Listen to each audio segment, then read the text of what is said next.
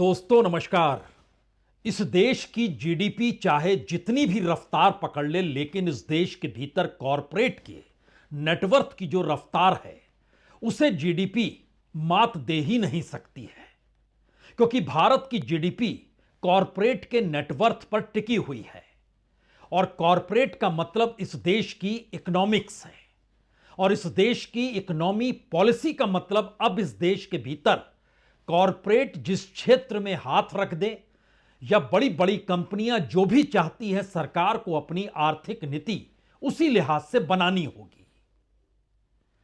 दरअसल बरस भर पहले रिजर्व बैंक ने एक डाटा निकाला था और बताया था कि इस देश के आम लोगों का पैसा जो बैंकों में जमा है वो तकरीबन 200 लाख करोड़ है। लेकिन अगर उसमें से आप टॉप 10% को निकाल दीजिएगा तो एक झटके में बाकी बचे 90% लोगों का पैसा जो बैंकों में जमा है वो लगभग 17-18 लाख करोड़ ही बचेगा। लेकिन इस दौर में सरकार ने जो नीतियां बनाई उसे यह समझ में आ गया कि दरअसल इस देश में सरकार अगर जनता का भला करने निकलेगी और यह सोचकर निकलेगी कि उसकी आर्थिक नीतियां इस देश के जनता के हितकारी हो, इस जनता का मतलब यहां किसान भी है, यहां मजदूर भी है, यहां सरकारी स्कूल भी है, यहां पे सरकारी अस्पताल भी है, यहां पे वो हर चीज है जो सरकार की जिम्मेदारी होती है कि उसे जनता के लिए पूरा करना है। सरकार ने इससे पल्ला झाड़ लिया और दो रास्तों पर वो निकल पड़ी। उसने कहा, देखिए अब हम इस देश की सरकारों के जरिए जो काम होता है वह भी निजी हाथों में सौंप देंगे। तो सरकार ने एक नेशनल मोनेटाइजेशन प्लान बनाया और उसके ठीक पैरेलल में एक प्राइवेटाइजेशन प्लान भी साथ में चलने लगा। दोनों में खूब पैसा चाहिए, वो पैसा कहां से आएगा और उस पैसे को चाहने के बाद वो कौन सा काम होगा जो इस देश में बने और खड़ा हो जाए। लेकिन उसके आगे का सवाल है कि उसका लाभ जनता को मिल रहा है या नहीं मिल रहा है।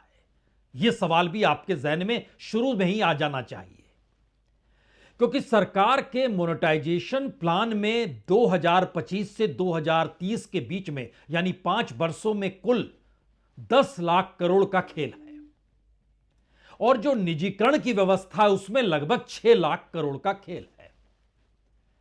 जो दो भी मंत्रालय सरकार के अधीन है, जो मोदी कैबिनेट के तमाम मिनिस्टर्स हैं, वो मिनिस्टर्स अपने तौर पर अपने मंत्रालय के भीतर नौकरशाही के जरिए सीधा निर्देश दिया गया कि दरअसल आप उन बड़ी कंपनियों, बड़े बिजनेसमैन, बड़े कॉरपोरेट हाउसेस से संपर्क साधिए और जरा समझना शुरू कर दीजिए कि कौन स्कूल बनाएगा, कौन अस्पताल बनाएगा, कौन सड़क बनाएगा, कौन पुल बनाएगा, कौन पावर सेक्टर में आएगा, कौन कम्युनिकेशन में आएगा, यानी हर क्षेत्र में कौन कौन किस किस रूप में काम करेगा जिससे उसको लाभ होगा। जी, उसको लाभ होगा। उसको जो पैसा चाहिए वो बैंकों से पैसा निकलेगा, जो इस देश के तमाम सरकारी बैंक हैं उनसे वो पैसा दिया जाएगा और बैंकों को यह निर्देश होगा कि वह उसी दिशा में पैसा पंप करना शुरू कर दें।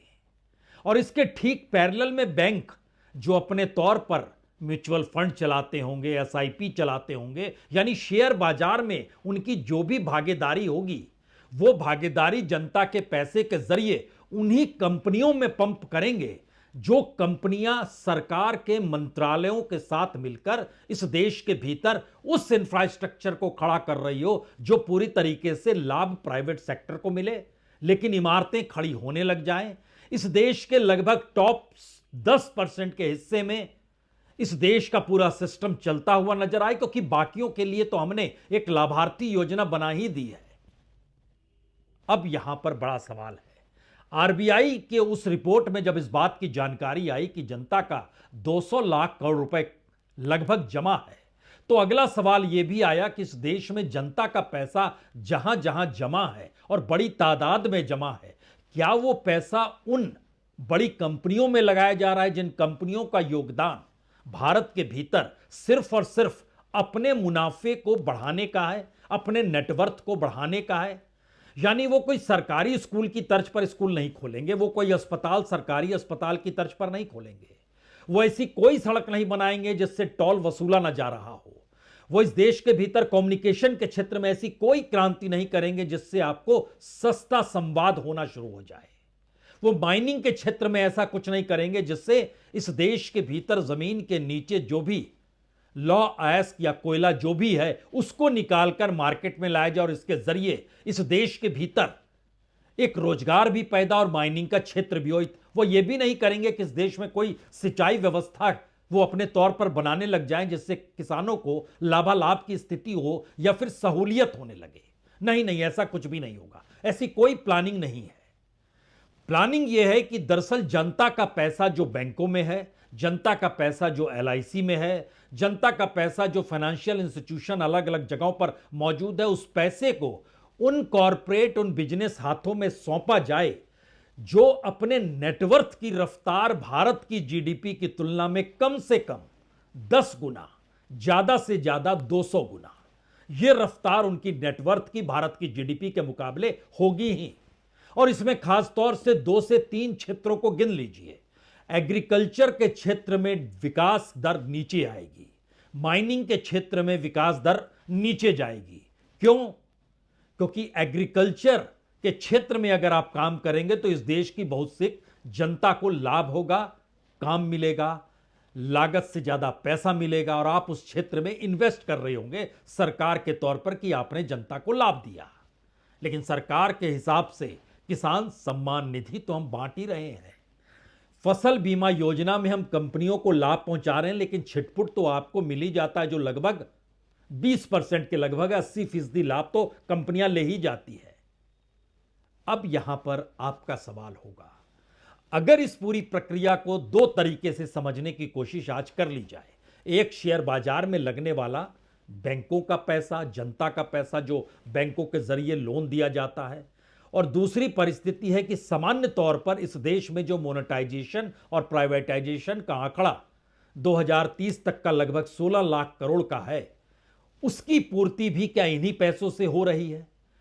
और क्या ये चुका पाने की स्थिति में होंगे या नहीं होंगे? क्योंकि बैंकों की एक रिपोर्ट जो एनपीए को लेकर है, हालांकि एनपीए सरकार ने इस दौर में बहुत कम कर दिया है, एक वक्त 12% था, अब घट के 2.5% पे आके खड़े हो गए हैं, क्योंकि बाकी 10% सरकार ने रिटर्न ऑफ कर दिया, यानी जो ले गया और बाकी हमने चुकता कर दिया, बैंकों की बुक ठीक कर डाली, नीचे ले आए एनपीए, कोई दिक्कत नहीं है। वो पुराना दौर था जब आप सोचते होंगे कि 25 लाख करोड़ रुपए कौन उड़ा ले गया।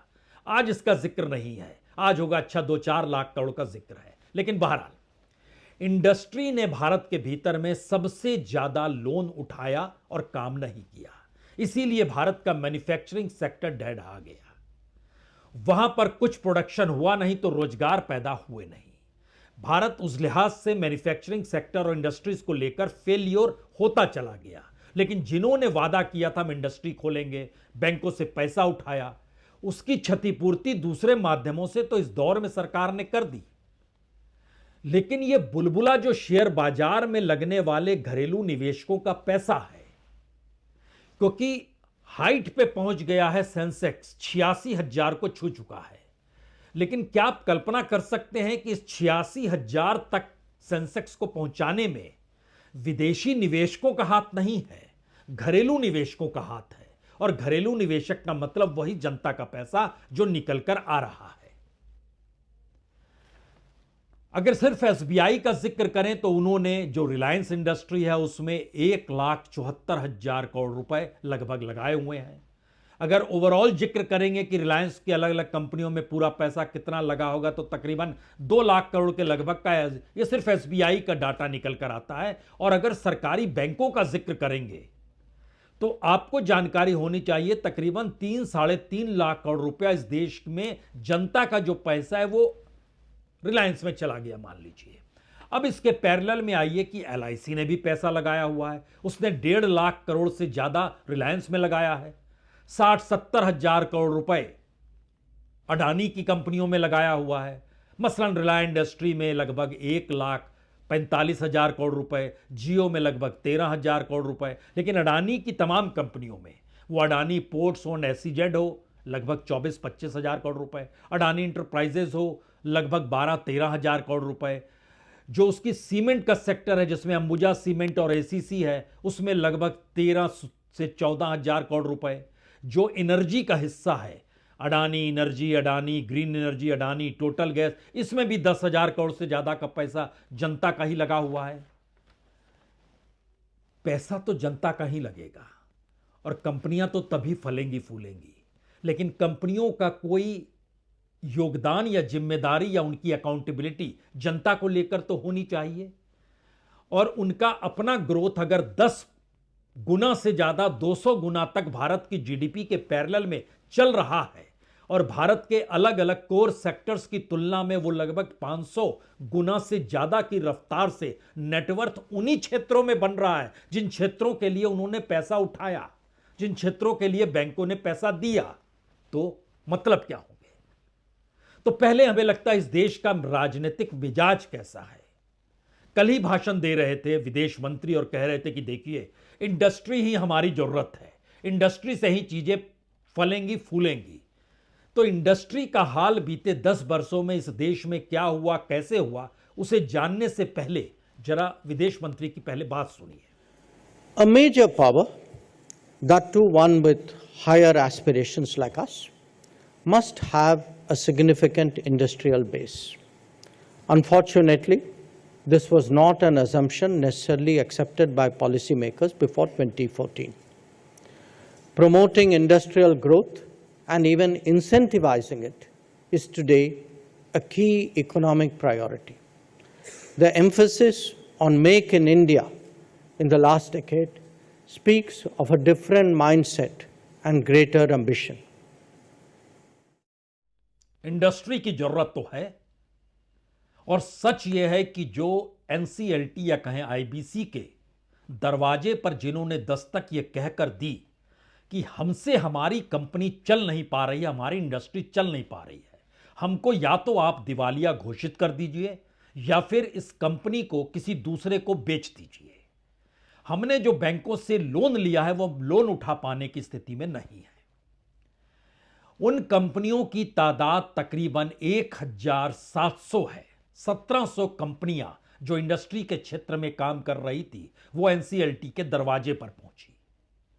उन्होंने जो कर्ज बैंकों से लिया हुआ था, जो जनता का पैसा था, उसकी कुल आय जो थी वो तकरीबन 2.5 से 3 लाख करोड़ रुपए की थी, जो वसूल नहीं कर पाए। जो वसूली हुई बैंकों के जरिए इन इंडस्ट्रियलिस्ट या इन बड़े कंपनी कॉरपोरेट के हिस्से से जो हुई वो सिर्फ 30 से 35 हजार करोड़ की उगाही हो पाई। बाकी 3, साढ़े 3, 4 लाख करोड़ रुपए लगभग बैंकों के डूब गए।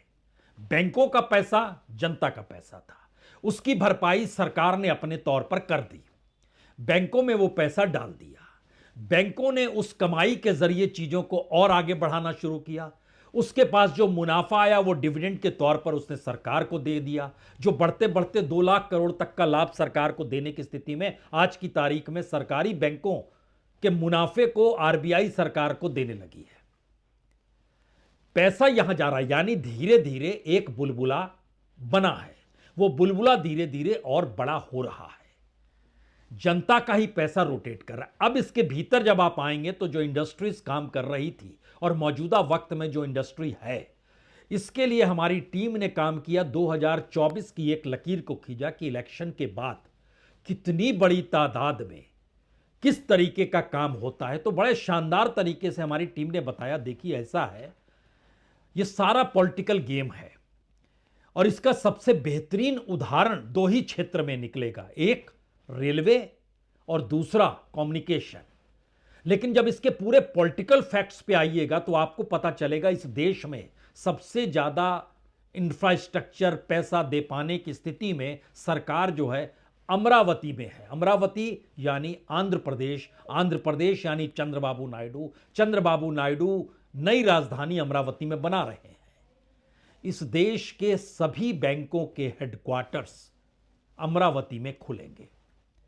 आरबीआई की एक ब्रांच ऑफिस भी वहां पर खुलेगी। जितने फाइनेंशियल इंस्टीट्यूशंस हैं उनके हेडक्वार्टर भी अमरावती में खुलेंगे। कुल खर्चा बताया गया ज्यादा नहीं है, कुल खर्चा लगभग 1,700-800 करोड़ रुपए खर्च होंगे, इसमें कोई दिक्कत भी नहीं है। ये पैसा तो बड़ा छोटा मायना रखता है, वो पैसा भी बैंक को देना है, सरकार के निर्देश पर देना है। यानी सरकार दो दृष्टि से काम कर रही है, जिसमें जनता 90% गायब है। 10% जो पैसे से पैसे को रोटेट करते हुए बैंक के इंटरेस्ट को उठा पाने की स्थिति में है, उसके लिए तो ठीक है, लेकिन जो कर्ज ले रहा है बैंक से, वो कर्ज लौटा पाने की स्थिति में नहीं है। और बैंकों का इंटरेस्ट रेट कम है। बैंक द्वारा जो लोन दिया जाता है, वो एग्रीकल्चर लोन हो या प्राइवेट लोन हो या पर्सनल लोन हो, और जो इंडस्ट्री लोन हो, इन तीनों की अलग अलग वैरायटी है। इंडस्ट्री लोन सबसे कम लौट पाया और सबसे ज्यादा उड़ा ले गए, लेकिन उसी इंडस्ट्री की दिशा में हम बढ़ चुके हैं। अब यहां पर सवाल है कि भारत के भीतर जो 2014 से पहले जो सरकारी स्कूल थे, जो अस्पताल थे, जो हाईवेज नहीं बने थे, बेसिक सफर के लिए जो सड़कें थी, बेसिक गाड़ियां जो थी, जो टोल टैक्स था, अगर इन सारी परिस्थितियों को एक साथ जोड़ते चले जाइएगा तो इन तमाम इंफ्रास्ट्रक्चर से जुड़ी हुई कंपनियों का जो लाभ है नेटवर्थ का, वो इन 10 वर्षों में लगभग 172% ज्यादा है। और जो जनता पर बोझ है, वह बोझ इस दृष्टि से समझिए कि आप जो टोल देते थे 2014 में, पूरे देश में जो टोल वसूला जाता था, वह 13 से 14 हजार करोड़ का था।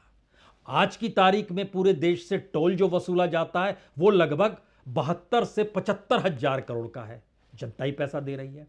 जो गाड़ियों पर टैक्स लगा, जो गाड़ियां खरीदी गई, उसको लेकर जो उस वक्त पैसा दिया जाता था और आज जो दिया जाता था, उसमें लगभग 22 गुना ज्यादा हो चुका है। यानी जिनके पास पैसा आ रहा है, उनसे पैसा कैसे ले लिया जाए, जिनके पास सरकारी नौकरी है, उनको कैसे लोन के माध्यम से चीजें मैनेज की जाए। जिन जिन क्षेत्रों के भीतर हमने सरकारी योजनाओं को जोड़ा है, वो लाभार्थी की तादाद में उनको थोड़ी देर के लिए आप अलग कर दीजिए। देश का नागरिक मानिए, वोटर भी मानिए, लेकिन उनको उस कैटेगरी में मत रखिए जिस कैटेगरी में उनकी जिंदगी और कितनी दुरूह हो रही है और वो सरकार पर कैसे निर्भर हैं, इस दिशा में मत जाइए। मसलन जो आईआईटी की फीस, आईबीएम की फीस, जो इस देश के सेंट्रल यूनिवर्सिटीज की फीस, जो कॉलेजेस की फीस, उसमें 2014 में और 2024 में जो अंतर आया है, वो सिर्फ और सिर्फ 85% का अंतर आया है। कई जगहों पर ज्यादा भी है। ये 85% हमने एक एवरेज निकाला है, 85% हमने एक एवरेज निकाला है। हमारी टीम ने कहा कि ये एक आंकड़ा है जिसको आपको जानकारी होनी चाहिए। इसके बाद जो telecommunication, banking, power, water, transportation, infrastructure, defence और पब्लिक सर्विसेज भी, जिसमें अस्पताल, स्कूल और जेल भी आ रहा है, जो प्राइवेट हाथों में और मोनेटाइजेशन के जरिए उसको कैसे डेवलप करना है, इस दिशा में सरकार बढ़ रही है। सवाल सबसे बड़ा यह है कि इस देश के भीतर में लोगों की जो आय है, ओवरऑल आय को अगर आप देखिएगा तो वह, चाहे वह व्हाइट कॉलर हो, चाहे ब्लू कॉलर हो, चाहे किसी भी कॉलर का हो या बिना कॉलर के हो, अगर सबको आप एवरेज में लाकर खड़े कर दीजिएगा तो इस देश के भीतर आय जो है वो 17-18 हजार रुपए को पार नहीं कर पाएगी प्रति महीने। सारे लोग जो काम कर रहे हैं उनके बीच का हम जिक्र आपसे कर रहे हैं, लेकिन इसमें अगर आप अलग हिस्सा कर देते हैं, नहीं हम किसानों को अलग करेंगे, तो जैसे ही आप किसानों को अलग करेंगे, ये 17-18 हजार घटकर लगभग 8 और 9 हजार पर आकर खड़े हो जाएंगे। इसमें से आप कहेंगे नहीं मजदूरों को भी निकालिए, तो मजदूरों को जैसे ही आप निकालेंगे वो घटकर लगभग 4.5-5 हजार रुपए महीने पर आकर टिक जाएंगे। यह इस देश की स्थिति, और जो 17 हजार पर थे वो 22 हजार पर पहुंच जाएंगे। यह स्थिति, और इसमें भी हिस्सा 90% और 10% का है जो काम हो रहा है। शायद इसीलिए इस देश के भीतर एक सवाल जेनजी का उठा।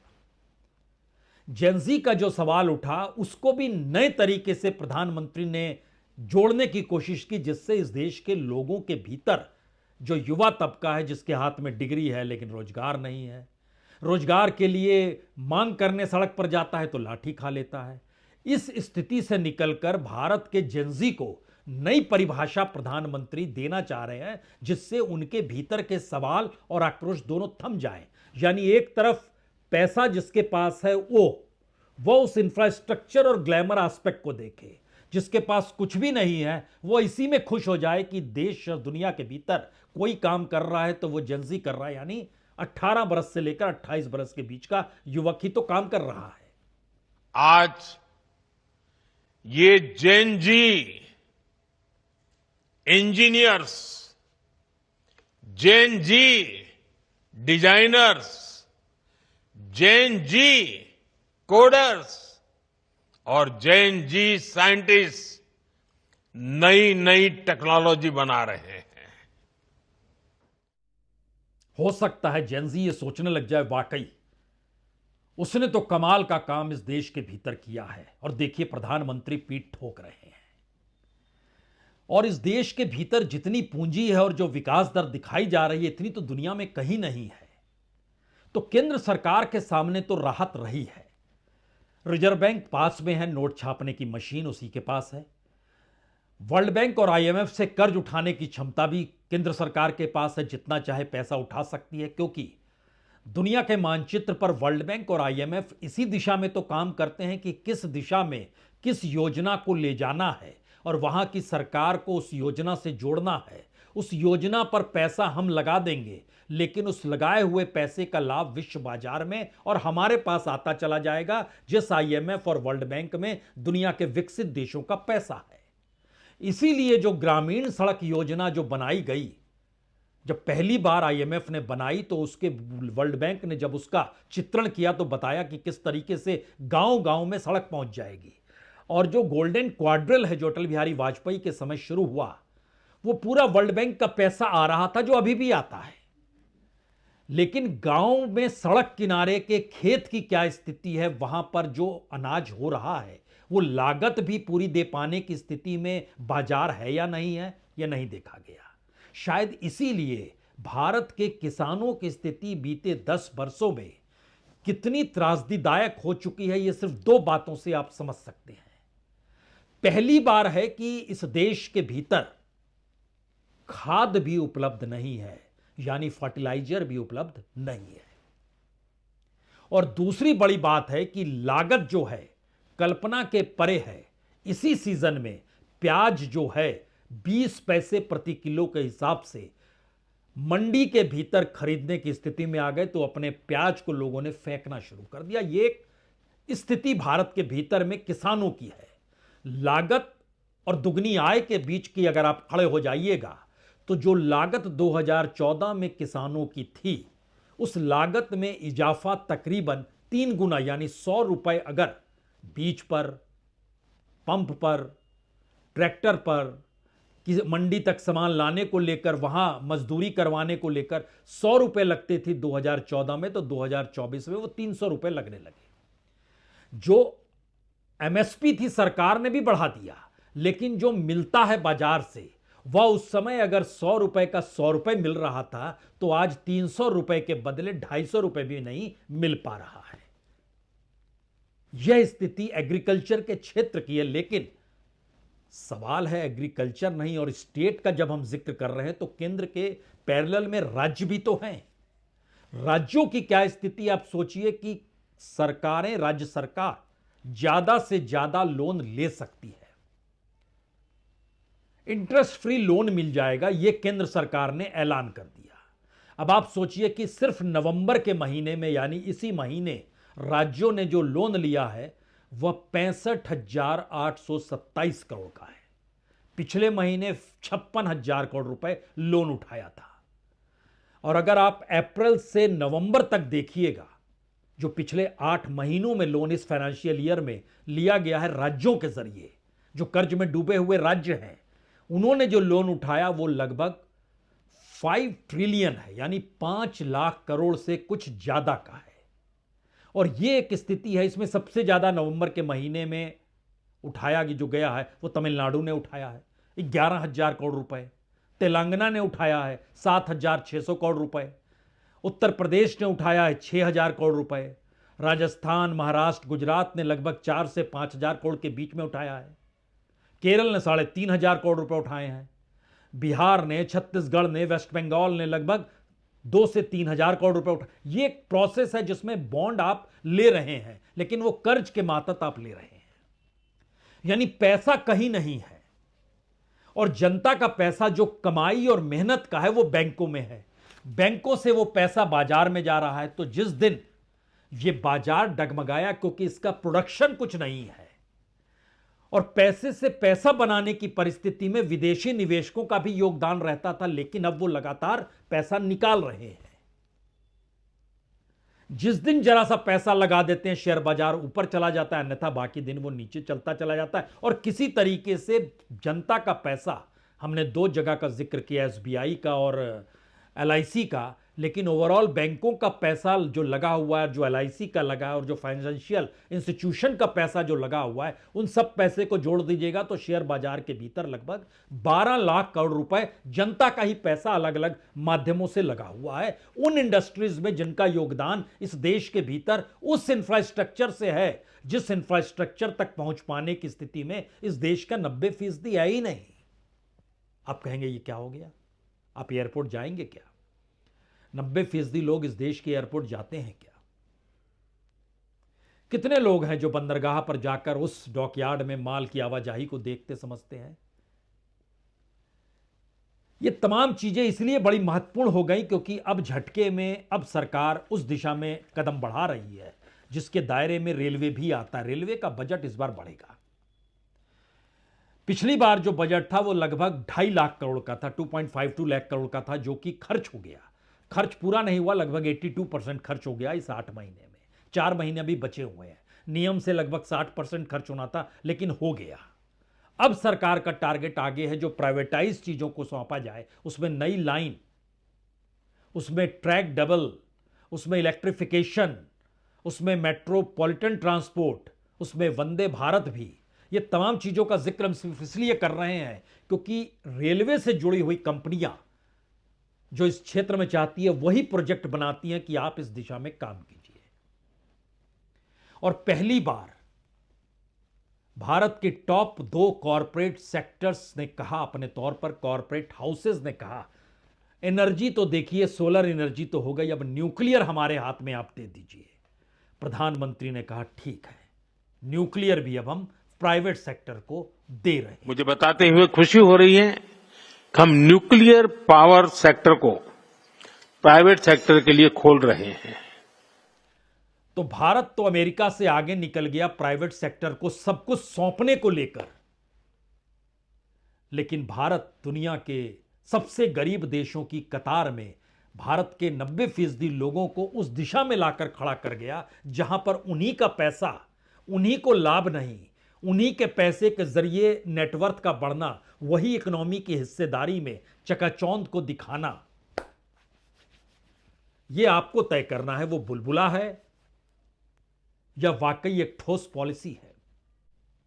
क्योंकि हकीकत तो यह है, इस देश में जो बजट एजुकेशन का है उससे सिर्फ और सिर्फ 9 गुना ज्यादा कमाई प्राइवेट सेक्टर के एजुकेशन सेक्टर की है। जो इस देश में सरकारी अस्पतालों को लेकर जो सरकार का बजट है उससे लगभग 27 गुना ज्यादा कमाई इस देश में प्राइवेट अस्पतालों को खोलने वाले बड़े बड़े बिजनेसमैन और कॉरपोरेट्स की है। यह आप ही को तय करना है, इस देश में जो आप वाटर का बिल देते हैं उससे सिर्फ 110 गुना ज्यादा कमाई बोतल बंद पानी को बेचकर इस देश में प्राइवेट सेक्टर कमा रहा है। यह आप ही को तय करना है, इस देश में टोल को लेकर जो कमाई है वो कमाई इस देश में बनने वाली सड़कों की तुलना में ज्यादा हो चली है। सब कुछ आप ही को तय करना है क्योंकि पैसा आप ही का है, सरकार आप ही ने चुनी है। बहुत बहुत शुक्रिया, बहुत बहुत शुक्रिया।